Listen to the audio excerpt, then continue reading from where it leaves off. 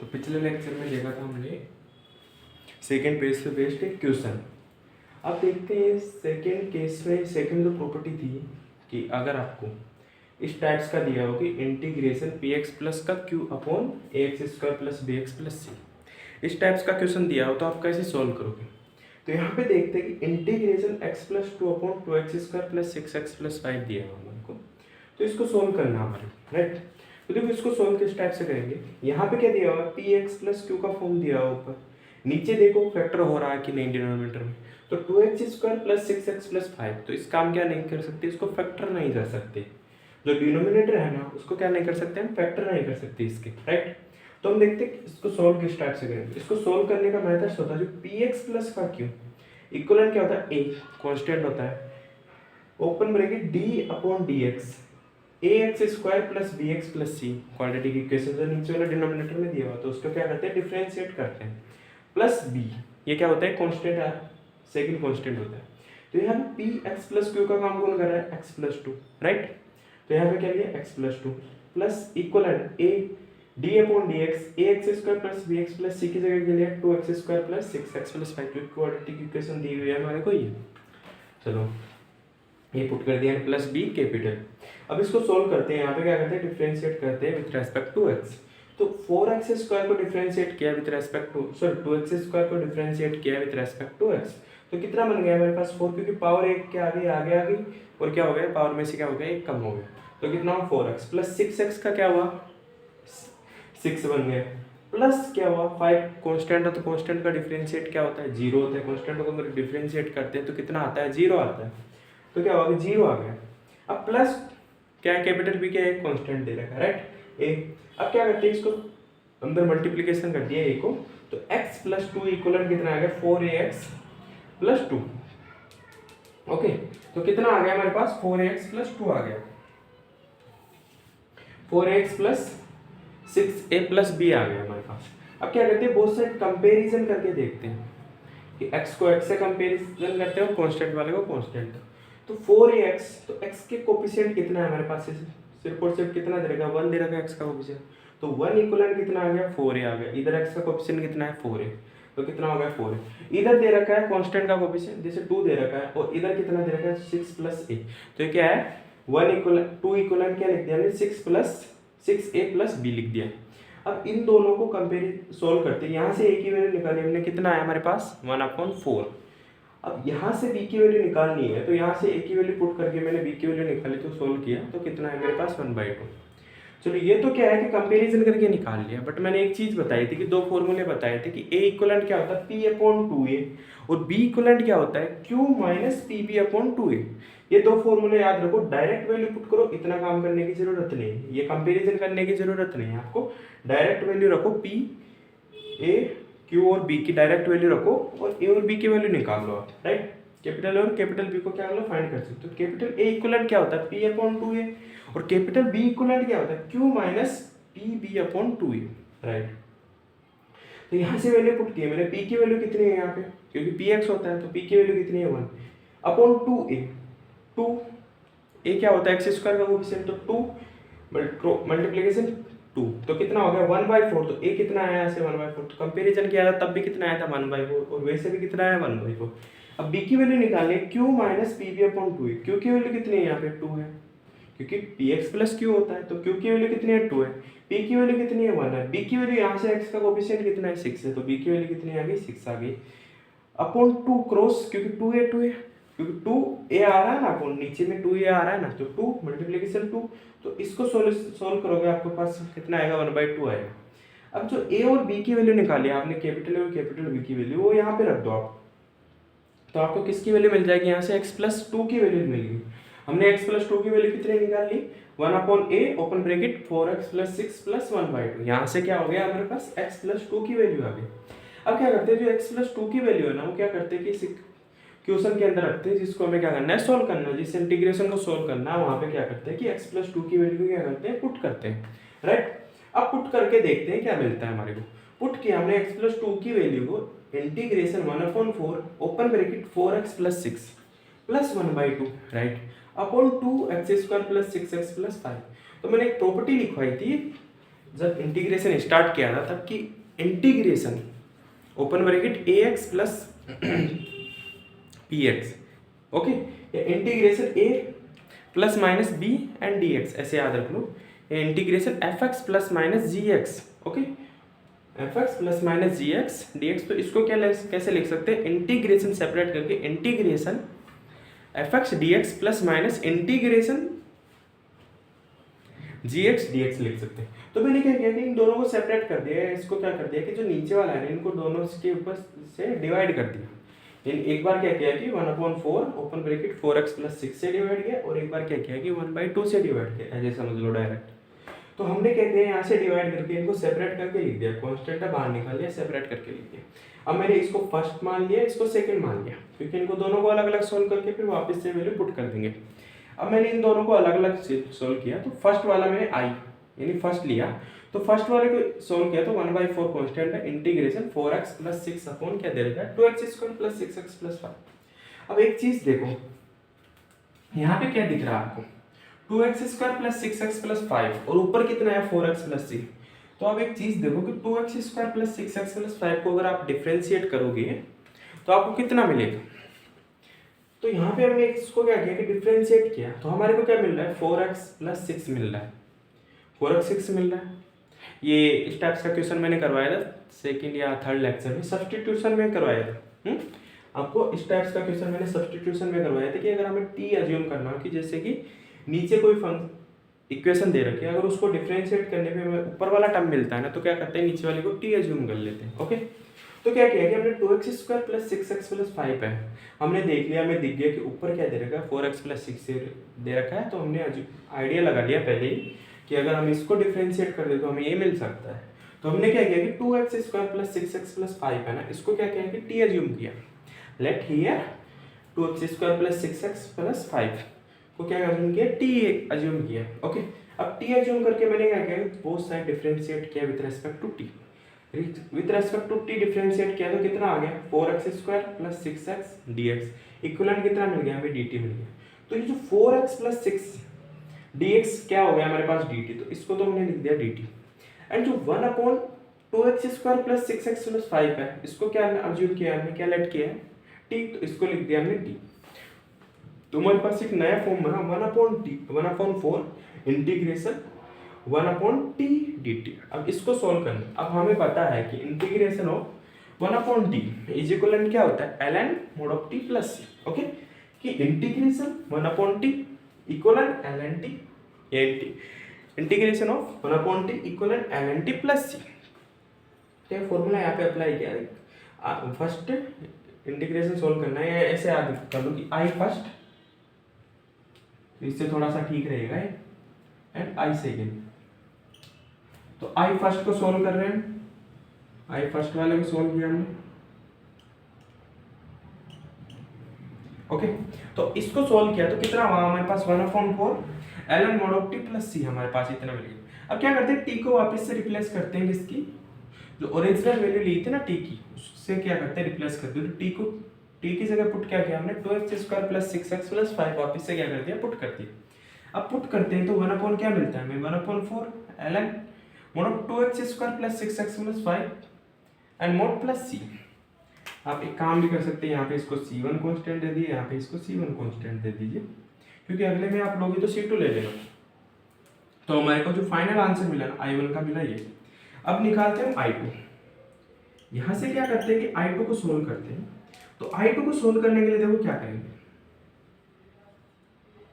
देखो i2 दे रखा हमारे को 1/2 integration 1/2x square plus 6x plus 5 dx दे रखा। अब इसको सोल्व करना है, तो इसको सोल्व करने के लिए देखते हैं कि नीचे क्या होता है, डिनोमिनेटर में क्या हुआ है कि ऊपर तो कुछ है नहीं, तो हमें क्या करना पड़ेगा, इसका फैक्टर करना पड़ेगा, फैक्टर करके ही सोल्व करना पड़ेगा, अदरवाइज तो कुछ होगा नहीं यहाँ पे। तो हमने क्या किया कि इसका फैक्टर किया कि 2x square plus 6x plus 5 है, तो इसका फैक्टर करके देखा माइंड में ही कि इसका फैक्टर हो रहा है या नहीं हो रहा।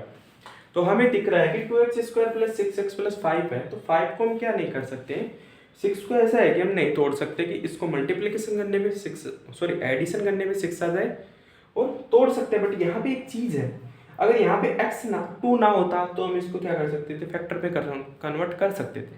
वो कितना होता, 6 और 1 हो जाता, सॉरी 5 और 1 हो जाता तब तो। बट यहाँ पे 2 है तो इसलिए हम क्या नहीं कर नहीं सकते, इसके फैक्टर नहीं कर सकते। तो हम फैक्टर नहीं कर सकते तो क्या होगा, क्या करना पड़ेगा, हमें इसको परफेक्ट स्क्वायर के अंदर कन्वर्ट करना पड़ेगा। तो परफेक्ट स्क्वायर के अंदर कन्वर्ट करने के लिए क्या करते हैं कि पहले क्या करते हैं कि जो एक्स स्क्वायर का कोफिशिएंट है उससे क्या करते हैं, डिवाइड करते हैं पूरी इक्वेशन को। तो 2x square plus 6x plus 5 है, तो मैंने इसको क्या किया कि परफेक्ट स्क्वायर बनाने के लिए क्या किया कि पहले एक्स स्क्वायर का कोफिशिएंट से डिवाइड किया। तो एक्स स्क्वायर के कोफिशिएंट से मैंने डिवाइड किया तो कितना, x square plus 6/2 x plus 5/2 आ गया हमारे पास। चलो ठीक है, फर्स्ट स्टेप हमने कंप्लीट कर दिया। अब क्या करते हैं, सेकंड स्टेप पे चलते हैं। सेकंड स्टेप में मैंने बताया था कि जो x के कोफिशिएंट, x का जो कोफिशिएंट आता है उसके क्या करते हैं कि हाफ के स्क्वायर को क्या करते हैं, ऐड करते हैं और सबट्रैक्ट करते हैं। ओके, जो x के जो मींस जो x का जो कोफिशिएंट आता है उसके हाफ के स्क्वायर से क्या करते हैं, इसको ऐड करते हैं और सबट्रैक्ट करते हैं। यस या नो, हाफ के स्क्वायर को क्या करेंगे, ऐड करेंगे और सबट्रैक्ट करेंगे, यही काम करेंगे। और तो क्या करेंगे यहाँ पे, क्योंकि यहाँ पे आ गया 9/4 that is x, so 9/4 and 3 तो 6। ओके, तो क्या किया कि 3/2 यहाँ पे क्या किया, इसको डिवाइड करने के बाद में देखा कि x का कोफिशिएंट कितना आ रहा है हमारे पास 3, तो 3 का आप कितना हो गया 3/2। अब 3/2 का होल स्क्वायर को क्या करना है, ऐड करना और सबट्रैक्ट करना है। हमने यहाँ पे ऐड कर दिया, सब्ट्रैक्ट कर दिया। इसको सोल्व करोगे तो आपको एक परफेक्ट स्क्वायर मिलेगा, x प्लस 3 का, x प्लस 3/2 का होल स्क्वायर प्लस 1/2 का होल स्क्वायर।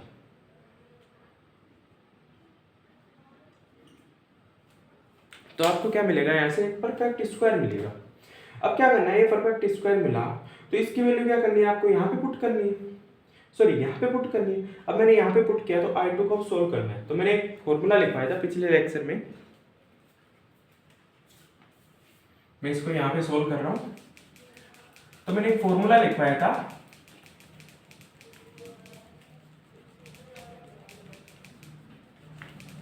कि इंटीग्रेशन 1/x² प्लस a²। अगर इस टाइप्स का कोई स्टैंडर्ड इंटीग्रेशन अगर आपको सोल्व करना है तो क्या होता है, इसका इंटीग्रेशन क्या होता है, डायरेक्ट फॉर्मूला का अगर आपको याद रखना हो तो क्या होता है 1/a tan inverse x/a plus c, right. तो यहाँ पे क्या करेंगे, हम डायरेक्ट फॉर्मूला यूज करेंगे, और तो कोई मेथड है नहीं हमारे पास और होगा भी नहीं, क्योंकि मैंने स्टैंडर्ड इंटीग्रल इसीलिए लिखवाए थे, फॉर्मूला इसीलिए लिखवाया था कि आप डायरेक्ट यूज कर सको उनको यहाँ पे, क्योंकि इसके अलावा आप और कोई मेथड लगा नहीं सकते इसको सोल्व करने के लिए। या आप जैसे सोल्व करोगे कि टी एज्यूम कर लिया, वो टी भी क्या होता है, सब्स्टिट्यूशन लगाना हो तो क्या होता है, ऊपर कुछ दिया हुआ तो होता है। तो क्या करते हैं, अब यहाँ पे क्या करते हैं, एज्यूम करते हैं। मैंने फॉर्मूला लिखवाया था यहाँ पे कि अगर हमारे को क्या दिया हुआ, स्टैंडर्ड इंटीग्रल फॉर्मूला दिया हुआ है कि ax² प्लस a² के रूप में दिया, और इसको क्या करना है, सोल्व करना है। तो इसका क्या होता है 1/a tan inverse, okay 1/a and tan inverse x/a and plus c।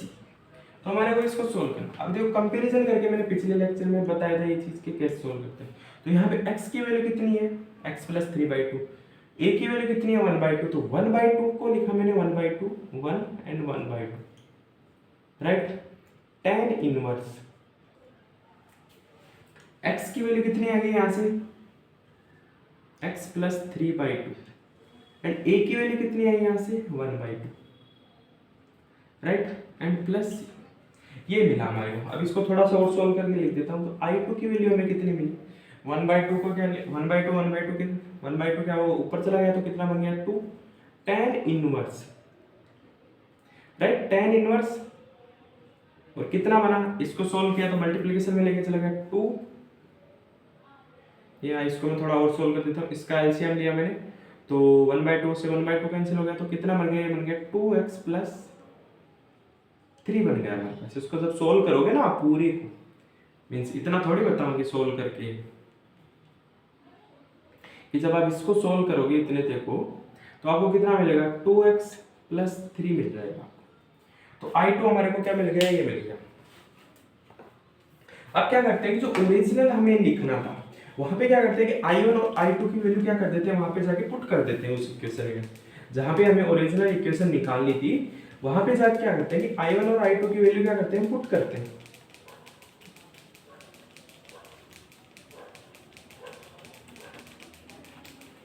तो हमारे को देखो क्या मिलेगा, यहाँ से जो टोटल इंटीग्रेशन आएगा ना I, तो I1 की वैल्यू कितनी मिली हमें, एंड प्लस C2 कांस्टेंट है, तो ये और वे वैल्यू पे क्या पुट कर देते हैं यहाँ पे, तो कितना हुआ, I1 की वैल्यू कितनी है हमारे पास 1/4 ln 2x² plus 6x and plus 5, सी बाद में लगा देंगे, C1 प्लस C2 को मैं एक C कांस्टेंट के अंदर कन्वर्ट कर दूंगा, प्लस I2 की वैल्यू कितनी है हमारे पास, इसको पूरे को सोल्व किया तो 1/2 भी तो आएगा ना, यहाँ पे मैंने 1/2 I think that is 1/4 and 1/2, okay. तो 1/2, सॉरी यहाँ पे मैंने 1/2 नहीं लिया, तो ये मल्टीप्लिकेशन में 1/2 था, तो यहाँ से कितना बन गया, 1 बन गया, ओके। ये दोनों क्या हो गए, कैंसिल हो गए, तो 1, तो इसका कितना आंसर आ गया, tan इनवर्स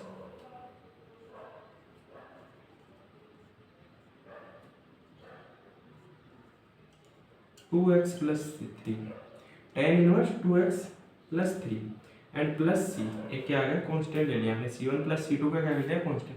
तो फाइनल आंसर मिला ना, वो मिला हमें कितना, 1/4 ln 2x² plus 6 and constant c, okay. तो मुझे जो फाइनल आंसर मिला वो कितना मिला, 1/2 के टर्म में मिला या नहीं मिला, 1/2 के टर्म में ही तो मिला हमें, 1/2 लिया हमने, सपोज दैट आंसर, तो 1/2 के टर्म में मिला।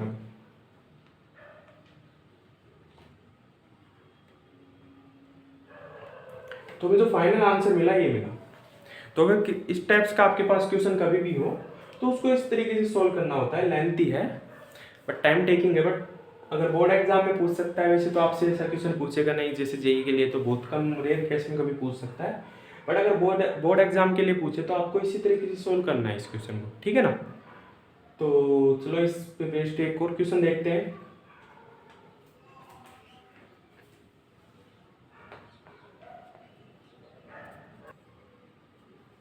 तो चलो अब देखते हैं नेक्स्ट क्वेश्चन, जेई मेन में आया क्वेश्चन है, प्रीवियस ईयर का क्वेश्चन है, जेई मेन का क्वेश्चन है।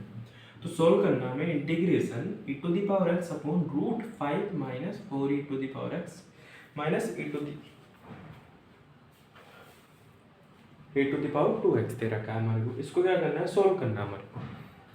तो मैंने इंटीग्रेशन लिखा थोड़ा सिस्टमेटिक तरीके से लिखने के लिए कि इंटीग्रेशन इसी को I equivalent integration e⁴x upon √5 minus 4e⁴x minus e⁴2x dx, इस टाइप से लिखती है। अब क्या करते हैं, देखो मैं एक चीज़ में लिख सकता हूँ कि इसको थोड़ा सिंप्लीफाई करके लिख दूँ, e⁴x को मैं लिख सकता हूँ, e⁴x का होल स्क्वायर लिख सकता हूँ।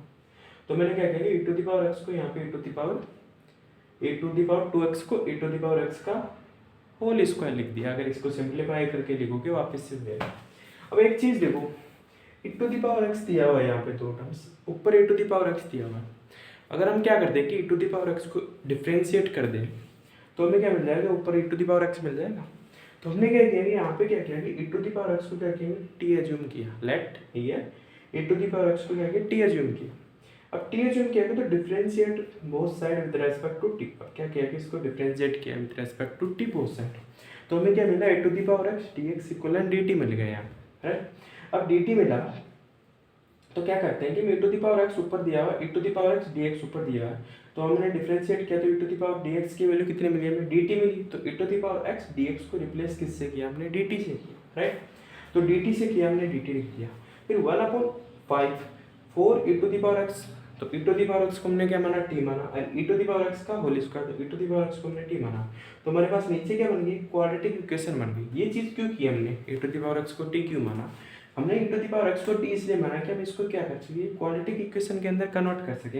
हमें e⁴x का डिफरेंशिएशन ऊपर पता है तो इसको t एज्यूम कर सकते हैं, तो इसलिए हमने यहाँ पे e⁴x को t एज्यूम किया, राइट।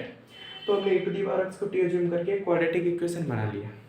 अब क्वाड्रेटिक इक्वेशन बनाए तो नीचे देखते हैं ये फैक्टराइज हो रहा है नहीं हो रहा डिनोमिनेटर में। तो 5 माइनस 4t माइनस t का स्क्वायर, तो ये क्या नहीं हो रहा, फैक्टराइज नहीं हो रहा, क्योंकि 4 को हम इस टाइप से नहीं लिख सकते कि इसके ऐड करने पे 4 आ जाए और मल्टीप्लिकेशन करने पे 5 आ जाए, तो इस तरीके से लिख नहीं सकते। तो हमने देखा तो कैसे लिखोगे, लिख नहीं सकते यहाँ पे 5 - 4 वाला। एक चीज कर तो सकते हो, नहीं कर सकते, ओके, क्योंकि इसके मल्टीप्लिकेशन के अंदर 5 करोगे, दैट इज माइनस प्लस 5 आना चाहिए, एंड यहाँ पे -40 आना चाहिए, एंड यहाँ पे कितना आना चाहिए, -5।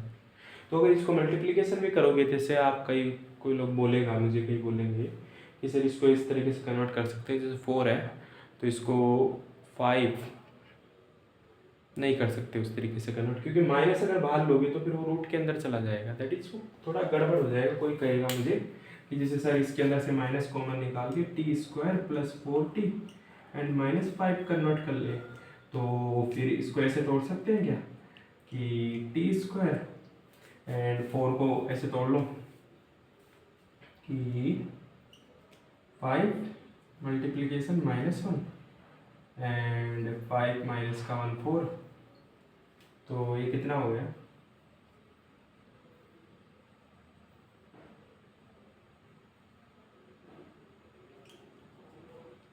नहीं, फिर ये क्या है कि रूट्स के अंदर हमारे पास क्या हो गया, माइनस आ गया, तो इसको हम क्या नहीं कर सकते, इस तरीके से कन्वर्ट नहीं कर सकते कि अगर आप रूट्स को अगर बाहर निकालोगे तो फिर वो क्या हो जाएगा कि इमेजिनरी नंबर में अंदर कन्वर्ट हो जाएगा। और आप जब इसके फैक्टर करोगे ना, कि जैसे ऐसे आपने मान लिया कि कॉमन ले लिया, कोई मुझे पूछेगा सर ऐसे कर सकते हैं इस चीज़ को, आपने बता दिया कि इसके फैक्टर नहीं हो सकते, तो किसी के माइंड में ऐसा भी आएगा कि सर अगर हम क्या ले लें कि माइनस कॉमन ले लें बाहर, तो फिर t², ये बन गया हमारे पास t², क्या किया कि हमने जैसे माइनस कॉमन ले लिया, बाहर ले लिया, और यहाँ से बन गया t² + 40 एंड माइनस का 5। कोई बच्चा ऐसे सोचेगा, उसका सोचना भी सही है, अब वो ऐसे सोचेगा और इसका फैक्टर उसने कर दिया, कितना किया इसने, माइनस कॉमन लेके बाहर, तो उसका किया t माइनस का t -1 कर दिया उसने, एंड फिर किया इसने t + का 5, इस तरीके से उसने क्या कर लिया t + का 5। अब कहेगा वो सर अगर इसको सोल्व करेंगे तो हमारे पास क्या मिलेगा, सेम इक्वेशन ही मिलेगी। बट यहाँ पे एक चीज़ है कि अगर आप इसके रूट्स को सोल्व करोगे ना, अगर ये विदाउट रूट्स होता है, यहाँ पे अगर रूट्स ना होता ना, तो हम इस तरीके से इसको सोल्व करते, फिर a और b की वैल्यू फैक्टर करके निकाल लेते डिनोमिनेटर। बट यहाँ पे क्या दे रखा है हमारे को, रूट्स के अंदर वैल्यू दे रखी है, रूट्स के अंदर दे रखी है, तो अगर इसके रूट्स को आप सोल्व कैसे करोगे, इसके रूट्स को सोल्व करने के लिए तो आपको क्या करना पड़ेगा, यहाँ फैक्टर ही करना पड़ेगा। यहाँ पे अगर सिंप्लीफाई अगर ये दिया नहीं होता, रूट्स नहीं दिया होता, तो आप डायरेक्ट माइनस कॉमन लेके इस टाइप से कर सकते थे। बट क्या है कि यहाँ पे क्या दिया हुआ है कि रूट्स दिया हुआ ऊपर, तो रूट्स को अगर आप सोल्व करना चाहोगे तो वो नहीं हो पाएगा, माइनस बाहर कॉमन नहीं आएगा रूट्स के अंदर। जो आप ये माइनस बाहर निकालोगे ना, ये निकालोगे तो इसका पे इमेजिनरी नंबर हो जाएगा, तो उसके कारण क्या नहीं हो पा रहा है, यहाँ पे फैक्टर नहीं कर पा रहे हैं। इसके फैक्टर हो जाएंगे, हालांकि वो कोई दिक्कत नहीं है कि फैक्टर होंगे नहीं, आप माइनस कॉमन निकाल के कर लो फैक्टर, बट बाद में सोल्व करोगे तो आपको दिक्कत आएगी, तो इसलिए इसको क्या करना पड़ेगा, परफेक्ट स्क्वायर के अंदर कन्वर्ट करके ही आपको सोल्व करना पड़ेगा। तो हमने क्या किया कि इस इक्वेशन को परफेक्ट स्क्वायर में कन्वर्ट करना है मेरे को, तो परफेक्ट स्क्वायर में कन्वर्ट करने के लिए क्या किया कि 5, फिर यहाँ से क्या निकालने, मैंने माइनस कॉमन निकाल लिया, तो क्या हो गया -40 + t²। ओके, अब क्या किया कि मैंने यहाँ से क्या किया कि 5, अब फर्स्ट वाला t यानी कि t² के कोफिशिएंट से क्या किया, डिवाइड किया, तो t² का कोफिशिएंट कितना है हमारे पास 1, तो इससे तो इक्वेशन पे कोई इफेक्ट पड़ेगा नहीं।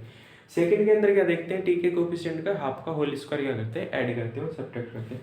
तो मैंने क्या किया कि इसका कोफिशिएंट कितना है 4 है, तो 4 को डिवाइड किया 2 से, 2 का होल स्क्वायर क्या किया, एक बार ऐड किया और एक बार क्या किया, सब्ट्रैक्ट किया।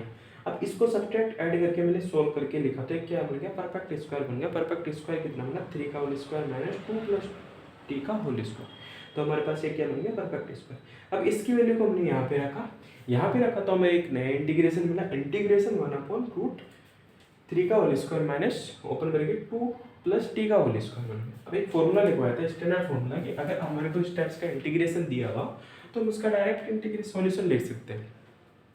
तो इंटीग्रेशन dx/√a² - x² दिया हुआ है, इस टाइप्स का है, तो इसका डायरेक्ट इंटीग्रेशन क्या होगा, sin इनवर्स x/a + c होता है, राइट।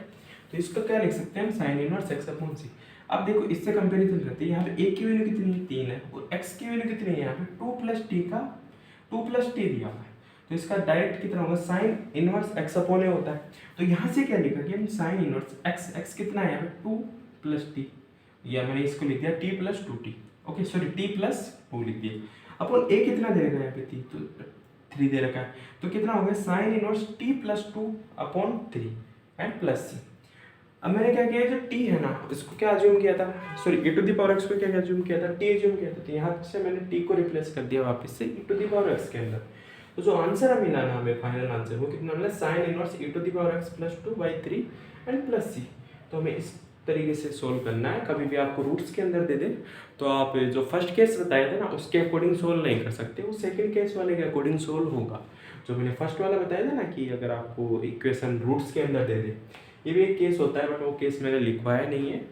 इस केस को आप याद रख लेना, डायरेक्ट कोई इतना बड़ा भारी काम है नहीं कि इसके अंदर कुछ याद रखना हो। इसके अंदर बस रूट्स के अंदर होना, तो आपको फैक्टराइज करने पड़ेंगे, फैक्टर आपको उसका परफेक्ट स्क्वायर ही बनाना पड़ेगा। अगर रूट्स के अंदर हमारे को क्या दिए हुए, कोई भी क्वाड्रेटिक इक्वेशन दी हुई, ओके एक चीज़ याद रखना, अगर हमारे को रूट के अंदर कोई भी क्वाड्रेटिक इक्वेशन दी हो तो उसको सोल्व करने के लिए हमारे को उसको परफेक्ट स्क्वायर बनाना ही पड़ेगा, क्योंकि उसको हम डायरेक्ट सोल्व नहीं कर सकते। ये चीज़ याद रखना, जेईई मेन का क्वेश्चन है। तो आज के लिए इतना ही काफ़ी। अगर कुछ भी डाउट हो ना तो आप कमेंट बॉक्स में लिख के पूछ लेना, भाई हमें यहाँ पे डाउट है, तो मैं वापस से बता दूंगा, ठीक है ना।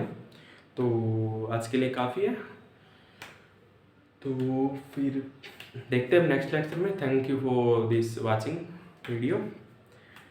अगर वीडियो पसंद आया हो तो शेयर, सब्सक्राइब एंड लाइक ज़रूर कीजिएगा। थैंक्स।